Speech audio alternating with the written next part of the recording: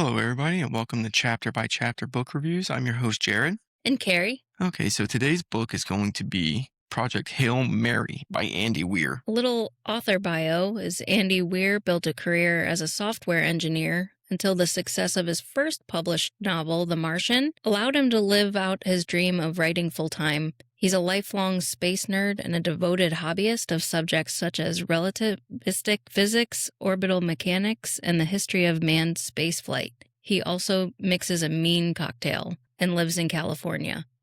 So a little summary of the book without spoilers is going to be Project Hail Mary, a hard sci-fi story written in 2021. Ryland Grace is the sole survivor of a desperate last-chance mission, and if he fails, humanity and Earth itself will perish. Except that right now, he doesn't know that. He can't even remember his own name, let alone the nature of the assignment or how to complete it. All he knows is that he's been asleep for a very, very long time, and he's just been awakened to find himself millions of miles from home with nothing but two corpses for company. His crewmates dead, his memories fuzzily returning. Ryland realizes that an impossible task now confronts him.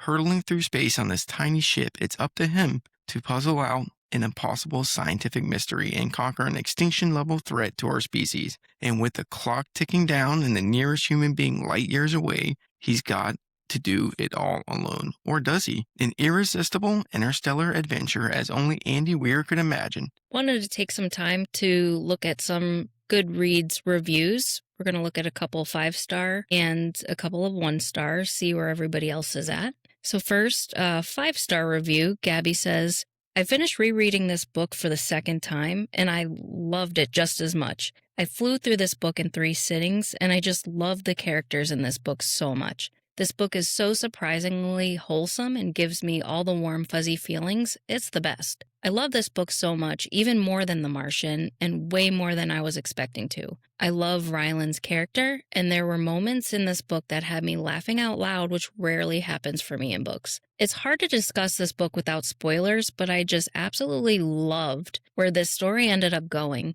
It was so unexpected and so beautiful, and it makes me cry a few times. This book simultaneously reminded me of Interstellar, Ad Astra, and Arrival, all some of my favorite movies. In the next 5-star review, actually, I want to point out real quick that 62% of the reviews were 5-star. The next 5-star review, Yun says, thoroughly imaginative, scientifically sound, and emotionally stirring, Project Hail Mary slayed me and is destined to become one of my all-time favorites. One thing that completely amazed me was how believable and plausible the science is in here.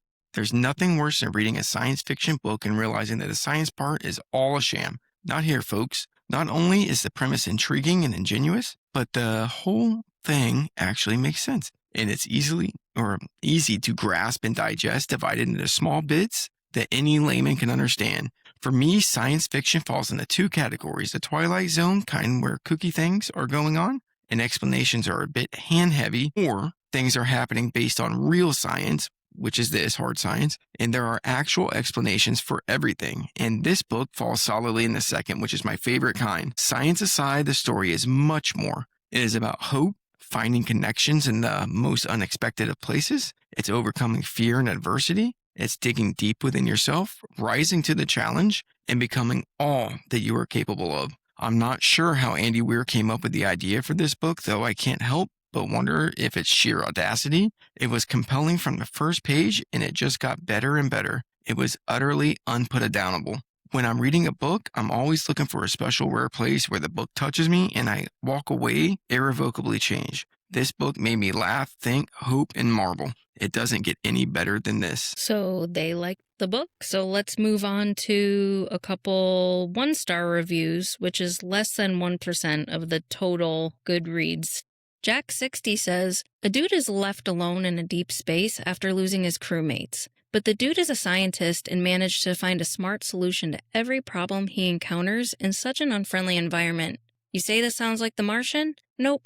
This is the new novel by Andy Weir, and it is a bad book badly written. It's a bad book because the plot is so blatantly implausible to be silly. The author must think that stuffing every page with loads of scientific data and explanations makes the story plausible, except it does not. The continued quirkiness of the smart arse narrating voice after a while starting getting to me. and in the long run, it detracted from the seriousness of the story. It's like one long witty joke. In a movie, such effect would be nicely counterbalanced by breathtaking deep space images like in The Martian. In a book, that is all you get, and the results were annoying. The author is very keen to let us know he's done his research homework, so large parts of the book read like Lancet articles. Character development is a most common deficit in sci-fi, but Hail Mary touches a new low. Plentiful carton board and cliches here. I probably could have gone on and on and on if halfway through I hadn't reached the point where my intelligence felt too insulted and told me to quit. Elizabeth says, I was so excited for this book, my first Andy Weir, as a big sci-fi nerd. The hype was everywhere. All I can say is, what an absolute disappointment. This book reads like a series of the Magic School Bus episodes, except less informative, funny, creative, or entertaining. Our protagonist is the clearest example of a Gary Sue I've ever seen, solving every problem in the exact same irritatingly repetitive and pompous way as he avoids swearing at all costs. Constantly reminds us how cool and unique being an American is, plays in the harmful stereotypes of every human he meets, and engages in silly, childish catchphrases with an alien friend that have now caused swarms of adults, allegedly, to spam bookish spaces with endless refrains of fist my bump, jazz hands, and amaze. You sleep, I watch. Make me feel like I've woken up in the worst Black Mirror episode ever. Anytime I venture into online book forums, I think this book and the rabid fandom that has popped up around it like an unlikable weed is my own personal hell. So those were pretty rough compared to the first two. So we have two ends of the spectrum there. Which way do you lean? In the beginning of the book, I leaned towards the ones. Which ones? Oh, the one star? The 1 star. I mean, I was 3 maybe in the beginning, and then towards the end, I started getting into it a little more, so it changed. I would agree a little bit. I mean, I see the Gary Sue point, but it does kind of change as the story goes. All right, so what did you think about the characters in the story? About the characters? Well, Ryland first, Ryland Grace. Okay, so when it came to the writing style, what did you like? What didn't you like? What was the positives and negatives of it to you? Writing style, I thought it was pretty easy to read, straightforward. Like as far as like the tone of the writing style, I felt it was kind of hyper-focused on one. I didn't not enjoy the first person point of view at the beginning. I mean, it benefited him when it was in space, but then once you start introducing other characters, that kind of, to me, that hurt it. It was kind of to his detriment. But okay, so the tone. How did you like the tone of the book? I just, like I said, it hyper-focused on their mission. See, I liked it though, because I mean, they kind of fixated on the hope part of it. There was desperation thrown in there to kind of keep you interested, but the hopefulness of conquering everything, I kind of like that. And the humor. I mean, it's loaded with humor. And there's a few times I actually even laughed. Towards the end, I agree. I felt like you, like towards the end with the humor. And in the beginning, I had a hard time understanding the tone because of the back and forth, the memory, and just trying to learn who's who, what are we doing, what's once. That kind of falls into the pacing part of it though, because and I think that was intentional, where a lot of books suffer from the beginning being boring, and people have a hard time getting through to the exciting parts of it. So I feel like he interspaced that pretty well, and then also plays part with something else we can't talk about in the spoiler-free section. What about the structure or the narrative? I probably killed 3 birds with 1 stone with tone, pacing, and structure, but I guess the structure in the beginning, I didn't appreciate the back and forths, which I understand. In the beginning it hurt, I think, but later on, I really think it helped the book shine later on. I understand why they had to do it, because they needed to weave in like the backstory, and I just thought the pace of the memories and the back and forth was kind of annoying in the beginning. Towards the end, it slowed down. They still did it, but you had a flow, and the structure was a little easier for me to follow. What about the chapter endings, though? Because a lot of times they'd kind of leave you with like a cliffhanger to hop on to the next chapter. That was good. I mean, it was good to follow. Keeps you interested the whole time. Yeah. All right, well, now let's go on to the characters. What did you think about each of the characters? Well, the main characters, starting with Rocky. Or no, let's start with Grace. Okay, with Grace. Ryland Grace. I didn't get to know him more on an emotional level till the end, and it was just matter of fact for him. Yeah. I liked how you got to see more into his character as you moved along through the book. I mean, he was smart the entire time. That's where in the 1-star review they brought up him being a Gary Stu. He really didn't struggle for the first half of the book, and that was kind of aggravating because you can tell he wasn't meant to be good at everything, but for some reason he was. It does make more sense later on. Yeah, I have more to say on him in the spoiler section. Okay. Very likable guy though. I mean, he's you're rooting for him the whole time. Okay, let's go to do Rocky next. Rocky, I thought he played a pretty consistent part as far as his character through the whole book. Towards the end, he got a little more quirky, funny side, but that's, I thought he was good for what he represented. Yeah. I loved him as a character. I thought he was absolutely the best character in the book. The whole time, from the first time you meet him all the way to the end. He's just a great character. He kind of reminds me of like a Wally. Yeah. I kind of built off that. What about Strat back on Earth? She came in tough and she left tough. She was consistent the whole book. Not much else that I have to say on her. Yeah, it's hard to discuss her too much without spoiling anything because she's very by the books, pretty authoritarian, actually. And you can kind of tell that right from the get-go all the way to the end where she really shines. Okay, the rest of his crew on Earth, space, everything. Spoilers. I don't really have much to say on them other than they all stayed pretty surface level. Yeah. And that's hard to get attached to people that you don't care about. What about some of the themes? What themes stood out to you? With the memory and identity, it slowly unfolded through the whole book. You learn things up until like the last chapter. Yeah, he was almost a different person by the time he got to the end, and that was some of that from the memories. There's a spoiler part with that we can't bring up right now that does play a big role. For me, it definitely shapes his identity throughout. He conquers it by the end, and that's kind of part of the reason that I don't stand with the Gary Stu part, because he does have something to overcome, and he does get there at the end. It's just not what people typically see in a Mary Sue or a Gary Stu. The friendship and survival, huge part of the book. The friendship and the survival part are the main part of the book. Actually, I think friendship actually oversteps the survival part. And see, that's another spot we can't talk too much about right now. Like, survival starts out, that's the main theme of the book. Survival for him, for humanity, everything. And by the end, I think friendship kind of oversteps that and takes over. I thought the main theme to me, the main theme was the scientific discovery and problem solving. I feel they hyper-focused on that theme. Well, I mean, it's a hard sci-fi book. Which I understand. I understand completely. The entire point of it. Yeah, no, that was probably the main. Actually, no, you're probably right. That was the main theme of the book, but it was necessary and it was a driving force for the friendship and survival part. But it shines the whole time through, and it's perfectly accurate the whole time through, too, or damn near perfectly accurate. Right, which with this being a sci-fi book and they don't really get too much into the character backgrounds and stuff, at some points I felt like I got a very clear picture of their friendship and their alliance. They had an instant alliance and it was a team effort throughout the book, which I thought was interesting. I would have liked a little more balance because it's definitely a plot-driven book and the character development didn't really kick in until the end. And it's not for every character. It's 2 to 3 characters. And even that is surface level. They're not going really deep into thoughts. It'll tell you Grace cried, but it's not going to tell you exactly what's going on through his mind. It kind of leaves that open and up in the air for you to figure out. And me as a romantasy reader, I look for that sometimes, but I understand for a sci-fi book, this was they fit a lot.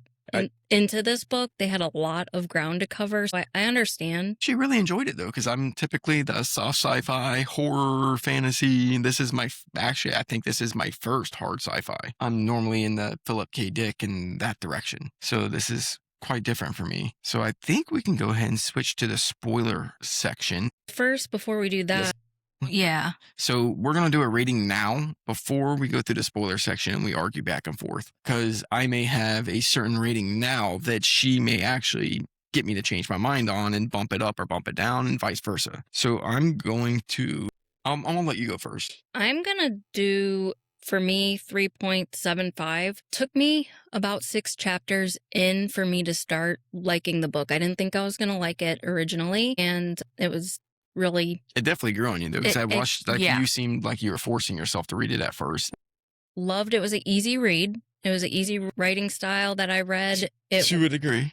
Because some of the science stuff and everything, you have to kind of go back and reread a couple times. For me, like I could get the gist, like I know where he's trying to get at and where he's going. For me, I liked it was easy to put down and pick up again and just keep going when you're reading it. I liked the concept. I thought it was a really cool concept. And once it got towards the end of the book, I appreciated getting to know his emotional side a little more. Tiny bit more. And I like how they ended it. So I'll do a 3.75. Okay. And I'm going to go with a 4.2. I think that it was very well written. I do agree with you on a lot of the things that you dislike about it, but I don't think they're as big as to me, they're not as big as what they are to you. We tried to keep discussion to a minimum before we did the podcast, but we have had a couple back and forths on stuff. I think I'm right. I think you're wrong. And I think I can get you to bump your score up by the time we're done. So good luck. Okay. So let's go into the spoiler section so we don't have to worry about saying anything stupid.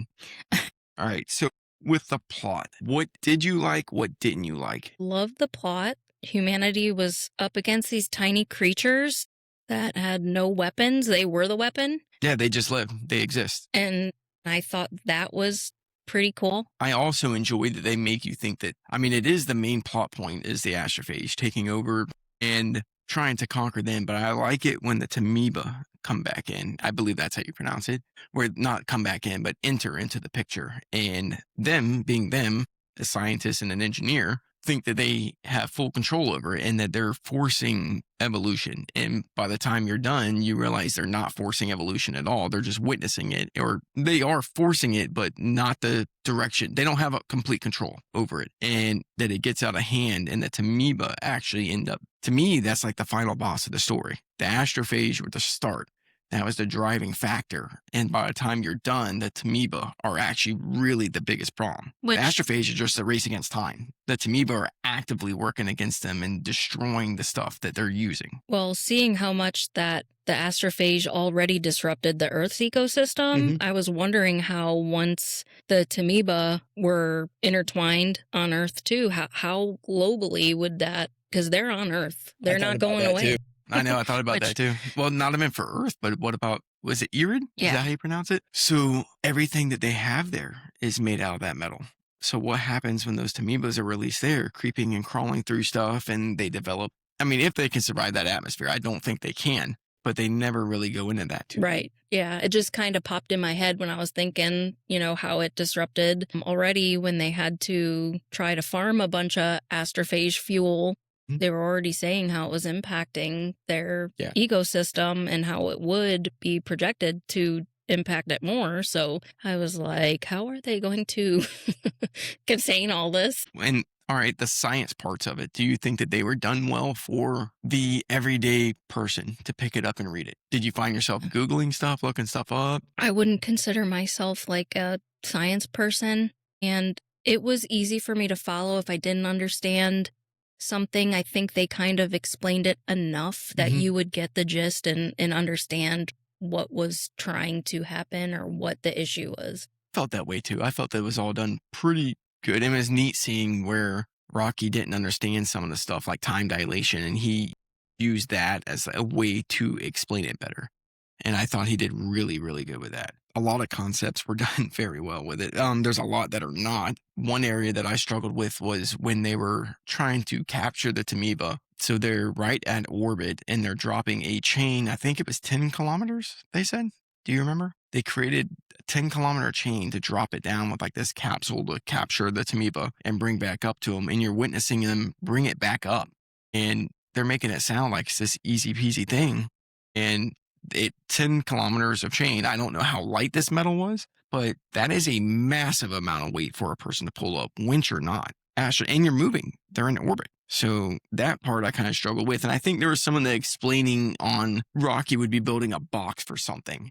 And they would be trying to explain the visual, or he would be trying to explain the visualization of it and how it was being done. And it really didn't come across in your mind the same way he was probably meaning to. Did you get that a lot? Because that was a struggle for me. They'd say, oh, he's attaching this box to this with this hole here, but somehow they're operating inside of it. There was a few sections like that. where I kind of struggle with that. I mean, I just go right over it because it's not necessary to the story, but I feel like that could have been done quite a bit better. I feel the same way. I was thinking, while I was reading those sections, that I thought it was pretty cool how they took two beings that don't know anything about each other and very quickly, maintaining the scientific aspect of it, he explained how they learned each other's language pretty quickly. So I struggled a little bit where you were saying visually with the steps that they were doing. I just broadened it in my mind, like understood where they were going. I'd keep going. How I attacked it is I just kept going.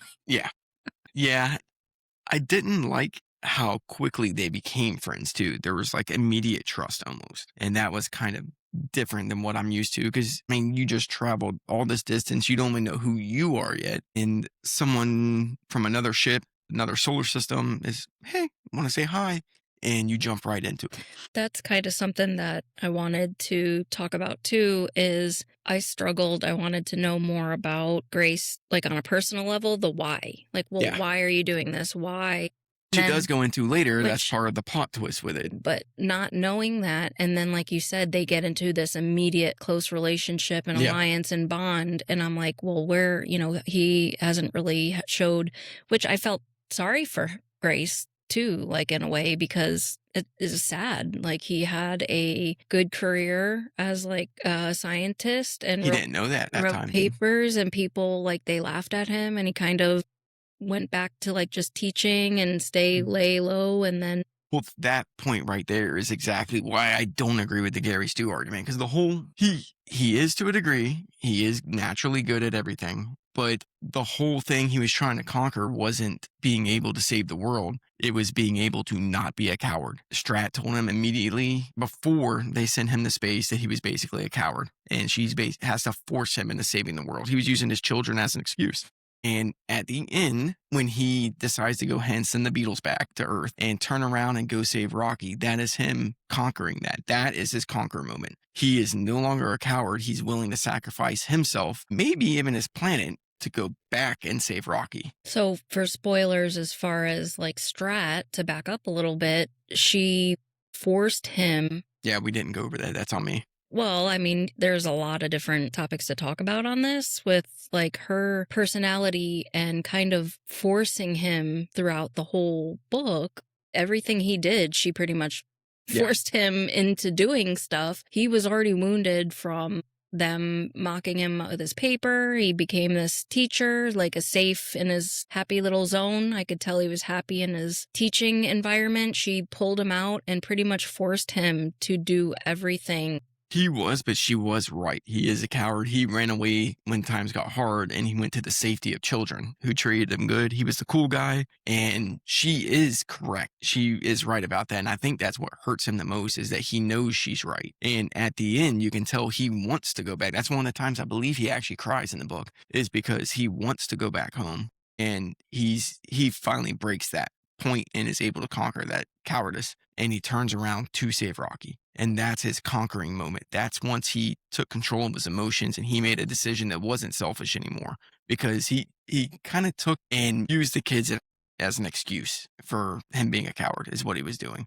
Because ultimately, like Strat said, he can either spend years there with the kids, preparing some of them, for the coming apocalypse, where half of them are going to die no matter what, and then the rest of them are going to die later. Or he can go and save 100% of them. Okay, so with the Tamiba, how did you like that aspect getting thrown in there, where it's not just them after the astrophage now, not them conquering the astrophage, but them discovering the Tamiba, capturing the Tamiba, trying to evolve them to deal with nitrogen, and then them actually getting through the xenonite and everything, them accidentally altering their path. Oh, I seen that coming early in the I know. I said they're using the astrophage as their primary fuel source, which I get. I get the dire need of what they're doing, but I said this is like a recipe for a disaster, because they don't really even understand the astrophage and what's all out there, how it works with other things. So I seen that coming. Saw issues with the astrophage coming, not the though. Yeah. And then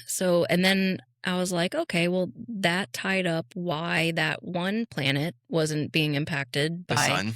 Was it being impacted? Not the sun. It was the other planet. No, that was why the astrophage weren't because they were supposed to be going there to reproduce in the CO2. Right. So their numbers should have been, I think, doubling when Yeah. they're coming out, and they weren't. That means like a lot of them were getting eaten alive. It was a maintained cycle. I forgot what that planet's name was. So that explained why, so that was I thought that was a cool twist to the story. I knew there was going to be something bad with their fuel source coming. I thought that was creative how they evolved it. I thought it was very rushed though, that they got that many. Well, the reproduction part made sense, but it was a very short period that they were getting them to develop a nitrogen resistance. And then for them to travel through a type of metal, I mean, that's astronomically fast. So that kind of caught me off guard. But I mean, it's necessary to the story because they needed that. And it really caught me off guard because I thought that was heading towards the end. And then the last of it, when they set off in their own directions, and you got Grace heading home and Rocky heading home, and then Grace kept stopping to look at Rocky and everything. I really thought that was the end, and it would end with him at home and being the hero, and Rocky ending up back home and him being the hero. So it caught me off guard whenever he figured out the Tamiba route. I was like, dude, what's the big deal? I was like, you're good. Just keep going. He's closer to home. He'll make it. And I thought that too. But my reasosoning, though, for that is I wanted him to, throw it in Strat's face. Yeah. That's why I wanted him to I know. I thought about that, too. Big FU. See, I didn't really hate Strat for that, though. I know I keep going back to that. She did, and we'll get back to the Tamiba, but... Well, I mean, he didn't want to die. She pretty much threw him in a ship, a death sentence. I would have some words when I came back. Yeah, but she did what was necessary for the planet. I mean, the will of the many versus the need of the many versus the needs of one. And he wasn't able to make that decision, so she made it for him. And I guarantee you, if she was one of the ones that was coma resistant, she would have been on that thing too. All right, back to the Tamiba. So he had to whip back around and go save Grace. And to me, that was probably my favorite part of the book. Rocky, yeah. And he gets up there next to the ship and he actually bungee jumps, what they call it, a space bungee jump. And he jumped across and he's using the wrench to tap on there and try to talk to Rocky or get Rocky's attention. That was my favorite part of the whole book. I almost teared up. Really? I sat there. I was like, oh, because Rocky's my favorite. He's awesome. And just the excitement, like he said, he was bouncing back and forth when he saw him. I can just imagine this little rock crab thing bouncing or spider thing bouncing all around happy because Rocky was very hard to read emotionally. And how'd you like all the little quips, by the way, that the 1-star review is bitching about? The fist my bump. I laughed a couple times at them. I thought they were cute. I did too. I actually have a couple quotes in here that I wanted to go through, but I'll have to find them in a little bit. Okay, so to you, what worked and what did not work with the book? I thought that they did a really good job introducing Grace and Rocky and progressing their communication. I mean, that's a lot. And how many pages was this book? I mean, you only got a certain amount of pages. 370 something? 376? For, all this 476. All the data that was put into there. And, you actually took the time and looked up the facts to see if some of the scientific facts were true, which they were. So, I mean, I thought that was pretty. I did not go through all of them, but not all of them, but the ones you did, I thought that was pretty cool that they at least impacted the story. They wanted some kind of real science in there. It was amazing how good he was at everything he did, though. So, I mean, this guy went from being a coward on Earth to being able to go shipwalk. They still focused on the reason that they were both there. What do you mean? They focused on the reason they were both there? With all the barriers of their language and trying to figure it out, they both wanted to work together to fix both their planets. Yeah. So that's a challenge to overcome. You have a space being you know nothing about their language. They learn to communicate very quickly. So I thought that was pretty cool how they wove that into the story. Something that didn't work for me is towards the beginning of the book, I think it was after chapter 6, I started getting into the storyline a little more. I wasn't really enjoying it up till chapter 6, but after that I started enjoying it. But some of the chapters where he was asking a bunch of questions, scientific questions, which were important to the story and the concept, and I understand. I just was getting a little over all the scientific questions, about it, the run-ons of questions. I'm like, okay, so what do I know? Where we go? What's happening? See, for me, that did work for me. I actually liked that part. I think they did a good job of laying out what the issues were, and this is how we're going to fix them. I thought that was done very well. I think the relationship between Grace and Rocky was amazing. I think both of them, I mean, I wouldn't say this part's good, but both of them definitely towards the end were prioritizing their friends over the greater good of their people, I think. I mean, look at the point where they were, what? What were they doing? Trying to come back out of Adrian's atmosphere, and the ship was in like damn near free fall, not free fall, but was going into it. And Grace is getting crushed. Rocky busts in there to save him, basically almost sacrifices his planet for Rocky to save Grace. And then Grace, in return, goes in there and tries to save Rocky by blowing out his vents and almost sacrifices his planet doing it. So that part right there, I go back and forth on whether I loved that or hated that. I don't know how you feel about that, but that's something that kind of bothered me the whole time. But it also goes towards the character building on that because they actually loved each other. I mean, how many times did Grace say he has nobody there at home. He has nobody at Earth, you know? So I thought that's actually towards the benefit of the story, I guess. I really didn't like it at first, but I think in the end, when you see how everything plays out, it actually is. How did you like the ending with Grace saving the day? He comes back, saves Rocky, gets to the planet, learns he can eat the Tamibas, and they actually start developing him food. He survives all these illnesses, and he's living in basically this bubble on their planet of Irid. I really like the ending, like how they tied it all together, and I was happy for him because he didn't seem like he was happy where he was at previously. He's happy teaching and stuff, but he really didn't have any that they showed us in the book, any strong connections on a personal level other than him going to work and teaching. So I was happy for him that he ended on a planet where he was talking and communicating to this other species of alien, and he was doing something he loved. So that made me end the book feeling happy. I'm going to say at first I did not enjoy the ending because I wanted there to be a resolution for Grace on his planet and Rocky on his planet. And all we got to see at first is Rocky, Rocky getting what he wants and what his planet is. And that's not Rocky's fault. That's obviously Grace's fault because it's the story's fault. And then you find out that his ship is built and he can go back home. And I think that's pretty cool that he's in the same place he was at the beginning of the novel. He didn't want to come to this planet, and he said it was because of his kids. And here he is at the end. It doesn't tell you that, but that's basically what's going on there. He is there with his new kids, the Iridians, teaching them. And he has a chance to go home and basically live as a hero, and he's choosing not to. I thought that was amazing, and I also like that they brought up the sun. That Earth's sun soul is still what they say as bright as it used to be. It came back to the way it was before. And if they wouldn't have tied that up, I would have died not knowing what was going on over there. Yeah, and that was kind of my problem with it. I was like, he's not really getting resolution, and then they kind of. Once you start thinking about him, like he doesn't know what happened there, but he can assume what happened. They were at least together enough that when he sent the Tamiba back, they got it to Venus and they were able to stop the astrophage. And the sun came back, built itself back, and it's his choice. They put it in his hand where he's the one. If he wants to go home, he can. The Hail Mary's up and running, but now he's doing the same thing he did in the beginning of the book, but it's not because of cowardice at all. I mean, dang, I wouldn't go back with Strat. She tried to kill him. I'm just kidding. Who knows where he'll get sent next? I'll stay where I'm at. I would land that ship right there. Okay, so who do you think would enjoy this? Definitely people into science and space.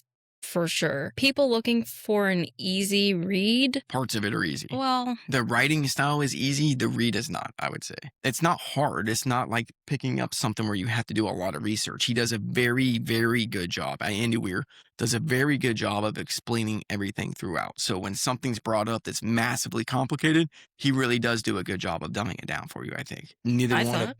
Yeah. And I'm not a science person, so that helped how he presented stuff. I think it'd be great for people that have a hard time getting into reading. I mean, I think it does start pretty quick, getting you excited for it. I think it does a pretty piss poor job of the bouncing back and forth at first. But once you realize that that's part of the plot development, it really drags you in. I think the chapters do a good job of leaving you on cliffhangers. So you want to flip to the next page. I would say pretty much new readers, especially new male readers. I think this is a good one for them. Like Strat said, there's not a lot of women in the STEM field. So maybe this would be good for them too, to kind of get excited about it and doing that kind of stuff. Do you think that your rating has changed after talking? I don't think so. I think I'm still a solid 3.75. I'm actually going to bump mine up. I talked myself into going up. I'm going to give it a 4.3. And the reason why is the more I thought about the ending after that, I think it was beautifully done. Well, part of my 3.75 is the concept and the ending. The deductions for me are, which the character building I know isn't the most important thing in sci-fi books, but to me, I think they could have did a tiny bit better. The hope was definitely there, the passion. I would have liked to know a little more the why, like what drove him. Nothing drove him. He was forced. Well, once, The first driving fact was that he was a scientist, and then he was forced into it. And then that was the beautiful part of it, is once he realized he was forced into it, instead of curling up in a ball, before he realized he was actually doing stuff, he was trying to fix the problem. And that's the part that I liked about it. I'm going to go with a 4.3. Solid. 3.75. 3.75 for you. All right. Well, that is going to be it for us. Well, did you want to talk about the ratings? Whether we agreed with it? Oh, the original ratings. Which ones you lean towards, the 5 or the 1s? I would say yes. No. Comments on those? Yes, because I feel like some of the 1s shouldn't have been 1s. They gave it a 1, but like we were talking about earlier, what she said, she did not finish the book. How do you give a book a 1 without even finishing it? I just think to be able to give it a rating, you should know the whole story from the start to finish. And then I did like the little sayings that Rocky had. I thought they were cute. They made me laugh. That was something I gave positive. And that was something that they were complaining about through it. So that's the thing, is some things that people hate, other people love. I agreed with the part where they were saying, like, spitting out the scientific facts over and over and over. It kind of got a little too much. Very shortly, though. Not too much. It was just for a little bit. I felt like that. I did find it funny that they never ran out of like what they needed for like their tasks. Like, yes. And they always had what they needed and fixed every single problem. I shouldn't say every single, but a majority, like they had a quick solution for everything and it just kept going. Kind of have to, though. So I agreed with that part, but I think I'm like in the middle of the ratings. I'm like a 3.7. It was a good book. It was a good book. I probably wouldn't reread it, but I did enjoy it, and it is out of my reading style, and for it being something I don't normally read, it was a good book. I will say I definitely am leaning more towards the 5-star reviews, because I think the 1-star reviews are unfair to the rating. It's obviously not a horrible book. It wouldn't be as big as what it is if it was a 1-star book. 5, I think, is a little high. I think people get caught up in the moment, the recency bias of everything. But I'd say overall, that's my score. And I'm going to agree with the 5-star reviews a little more than the 1-star reviews. I appreciate all of y'all for listening. And please join us next week for Pyrenees. And we'd love to hear you and your feedback and ratings that you gave if you enjoyed this book or didn't. Thank you.